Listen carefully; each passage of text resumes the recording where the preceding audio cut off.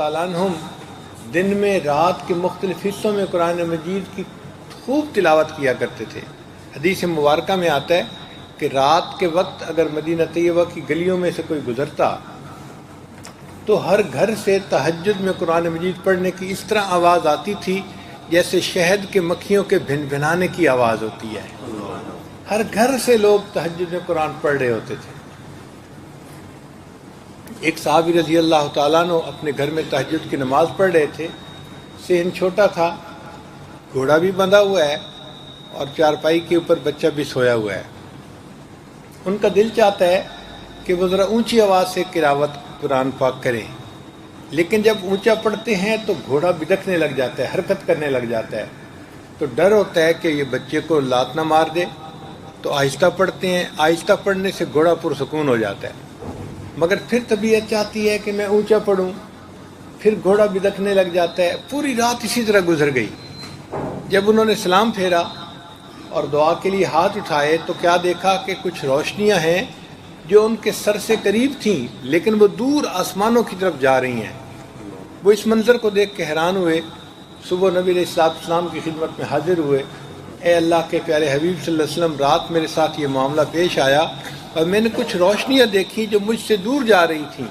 نبی علیہ السلام نے فرمایا یہ فرشتے تھے جو تمہارے قرآن کو سننے کے لیے آسمان سے اتر آئے تھے۔ اگر تم قرآن پڑھتے رہتے تو مدینہ کے لوگ اپنی آنکھوں سے فرشتوں کو دیکھ لیتے۔ انسان جو کام خود نہ کر سکے کوئی دوسرا کرے نا تو اچھا لگتا ہے۔ مثال کے طور پہ ہم اچھی تلاوت نہیں کر سکتے تو جو کوئی اچھی تلاوت کرے گا نا وہ اچھا لگے گا کہ بھی کتنا اچھا قرآن پاک پڑھتا ہے۔ فرشتے قرآن مجید نہیں پڑھ سکتے، سن سکتے ہیں۔ یاد رکھنا، فرشتوں میں صرف جبرائیل علیہ السلام کو اللہ تعالیٰ نے یہ اجازت دی، استعداد دی کہ وہ قرآن پڑھتے بھی ہیں اور سنتے بھی ہیں۔ انہوں نے نبی علیہ السلام تک قرآن پاک پہنچایا اور نبی علیہ السلام کے ساتھ قرآن پاک کا دور بھی کیا، سنا سنایا بھی صحیح۔ صرف جبرائیل علیہ السلام کو یہ نعمت ملی، باقی فرشتے پڑھ نہیں سکتے۔ پڑھنا صرف انسان کو اللہ نے عطا کیا، اس لیے جب کوئی انسان قرآن پاک پڑھتا ہے تو فرشتے شوق میں آ کے اس کے پاس بیٹھ کے اللہ کا قرآن سنتے ہیں۔ حدیث مبارکہ میں ہے کہ کچھ فرشتے تلاش کرتے ہیں کہ کہاں کوئی قرآن پڑھنے والا ہمیں مل جائے، تو جہاں کوئی بندہ قرآن پاک پڑھ رہا ہوتا ہے فرشتے اس کے پاس آتے ہیں، اس کے قریب ہوتے جاتے ہیں، حتیٰ کہ حدیث مبارکہ میں ہے کہ اتنا خوش ہوتے ہیں کہ قرآن پڑھنے والے کے جسم کے منہ کے ساتھ اپنا منہ لگا دیتے ہیں، یعنی اس کے لبوں کو بوسہ دیتے ہیں کہ ان لبوں سے قرآن پاک نکل رہا ہے، یہ کتنے خوش نصیب لوگ ہیں۔ آپ اندازہ لگائیے کہ اللہ کے فرشتے جس بندے کے منہ کو بوسہ دیں وہ کتنا خوش نصیب انسان ہوتا ہے۔ چنانچہ امام عاصم رحمۃ اللہ علیہ قرآن مجید کے بڑے مشہور قراء میں سے گزرے ہیں، ہم انہی کی روایت پہ پڑھتے ہیں۔ تو وہ مسجد نبوی میں قرآن مجید پڑھاتے تھے اور ان کے منہ سے بڑی خوشبو آتی تھی۔ جو بندہ بیٹھتا وہ محسوس کرتا کہ واقعی بہت خوشبو آتی ہے، اور عجیب کستوری کی خوشبو تھی۔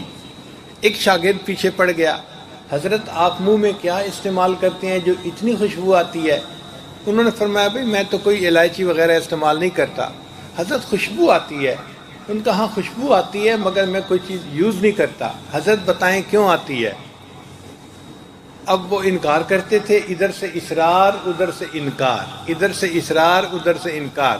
اب کچھ لوگ ہوتے ہیں لسوڑے کی طرح چمٹ جاتے ہیں، وہ بھی لگا رہا، پوچھتا رہا۔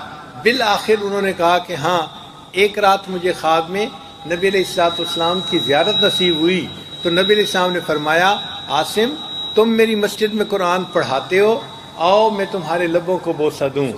تو خواب میں نبی علیہ السلام نے میرے لبوں کو بوسہ دیا، جب سے نبی علیہ السلام نے بوسہ دیا میرے منہ سے خوشبو آتی ہے۔ تو قرآن مجید کا پڑھنا بڑی سعادت کی بات ہے۔ محبت کے ساتھ ہر روز قرآن کی تلاوت کرنی چاہیے۔ جتنا ہم شوق سے قرآن پاک پڑھیں گے اتنا اجر ملے گا۔ یہ کیسی کتاب ہے کہ جس کے ایک ایک حرف کے پڑھنے پر انسان کو نیکیاں ملتی ہیں، ہر حرف کے پڑھنے پر 10 نیکیاں ملتی ہیں۔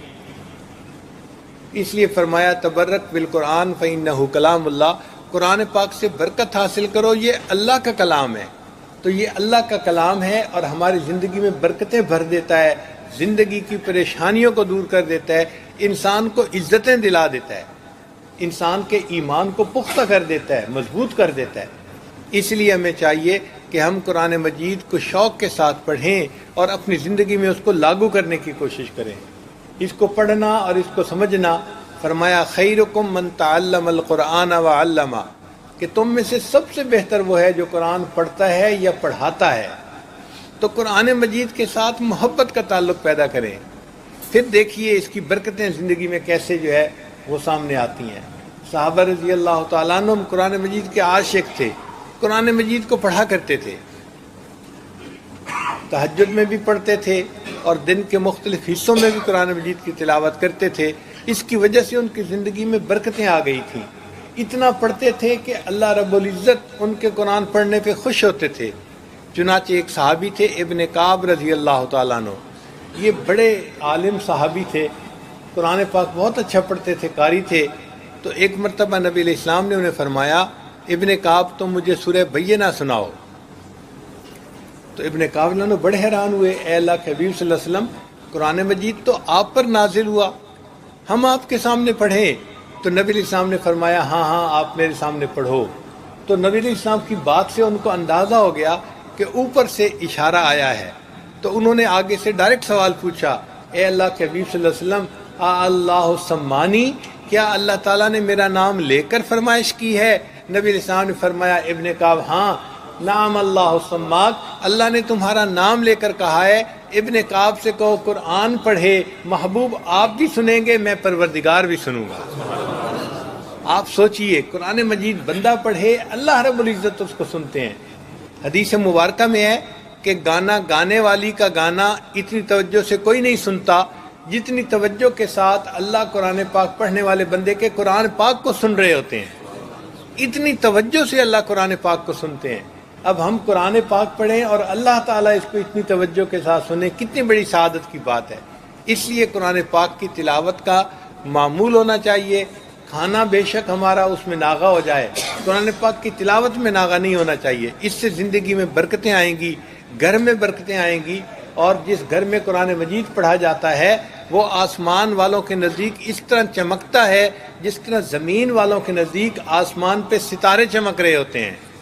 تو ہمارے گھر میں قرآن پڑھا جائے گا، ہمارا گھر زمین کے ستارے کی طرح چمک رہا ہوگا، تو برکتیں آئیں گی ہمارے گھر میں۔ اس لیے قرآن مجید بچوں کو بھی پڑھائیں، عورتیں بھی پڑھیں، اور سب اپنے گھر میں قرآن پاک کی تلاوت روزانہ کریں تاکہ ہمارے گھر برکتوں کا خزانہ بن جائیں۔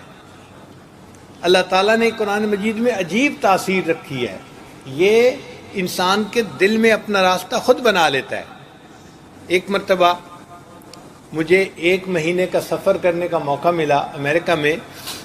مصر کے مشہور قاری تھے عبد الباسط عبد الصمد، بہت اچھا قرآن پاک پڑھتے تھے۔ آپ کبھی ان کی تلاوت سنیں تو آپ حیران ہو جائیں گے کہ کتنا اچھا قرآن پاک پڑھتے تھے۔ وہ قرآن پاک کی تلاوت کرتے تھے اور میں اس سے متعلقہ کچھ مضمون اردو یا انگلش جیسا مجمع ہوتا ایسے بیان کر دیا کرتا تھا۔ تو 1 مہینہ چونکہ قریب رہنے کا موقع ملا تو کافی آپس میں تعلق ہو گیا تھا۔ ایک مرتبہ ان سے کسی نے کویسچن پوچھا، قاری صاحب آپ اتنا اچھا قرآن پاک پڑھتے ہیں تو آپ نے کبھی کوئی قرآن پاک کا معجزہ دیکھا؟ ان کا ہاں میں نے تو کئی مرتبہ دیکھا۔ قاری صاحب بتائیں؟ تو قاری صاحب نے کہا کہ ایک مرتبہ مصر کے جو صدر تھے جمال عبد الناصر، وہ مجھے اپنے ساتھ رشیا لے کے گئے، اور رشیا میں تو کمیونسٹ تھے، تو وہاں تو مذہب کو، دین کو، خدا کو ماننے والا ہی کوئی نہیں۔ ان لوگوں کے پاس انہوں نے میٹنگ کی، اور میٹنگ کے بعد انہوں نے پھر ان سے کہا کہ جی میرے ساتھی ہیں آپ کے سامنے کچھ پڑھیں گے، تو وہ تو نہیں سمجھے کہ کیا پڑھیں گے، مگر مجھے صدر صاحب نے اشارہ کیا کہ ان کے سامنے قرآن پڑھو۔ قاری صاحب کہتے ہیں میں نے ان کے سامنے قرآن پاک پڑھنا شروع کیا۔ جب میں نے قرآن پاک کا رکوع مکمل کیا تو میں نے دیکھا کہ 5-6 بندے جو سامنے بیٹھے تھے وہ آنسوؤں سے رو رہے تھے۔ وہ لوگ جو خدا کو نہیں مانتے، جو قرآن کو نہیں مانتے، جو دین کو نہیں مانتے، ان کے دلوں پہ بھی اثر ہو رہا تھا۔ تو اس وقت صدر صاحب نے پوچھا کہ آپ لوگ رو کیوں رہے ہیں؟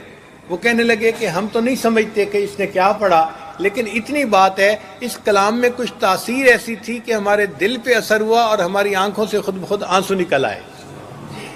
جو خدا کے وجود کو نہیں مانتے، اگر ان کے دل پہ قرآن اثر ڈال دیتا ہے تو جو اللہ کو مانتے ہوں ایمان والے لوگ ہوں ان کے دلوں پہ کیا اثر ہوتا ہوگا. آپ دیکھیے دریاؤں کا راستہ کوئی نہیں بناتا، دریا اپنا راستہ خود بنا لیا کرتے ہیں. یہ قرآن مجید رحمت کا وہ دریا ہے جو سینوں میں اپنے راستے خود بنا لیتا ہے. هي الحلقات تحفظني بآيات من القرآن، هي الحلقات تملأني بحب المصطفى العدنان، هي الحلقات تحفظني بآيات من القرآن، هي الحلقات تملأني بحب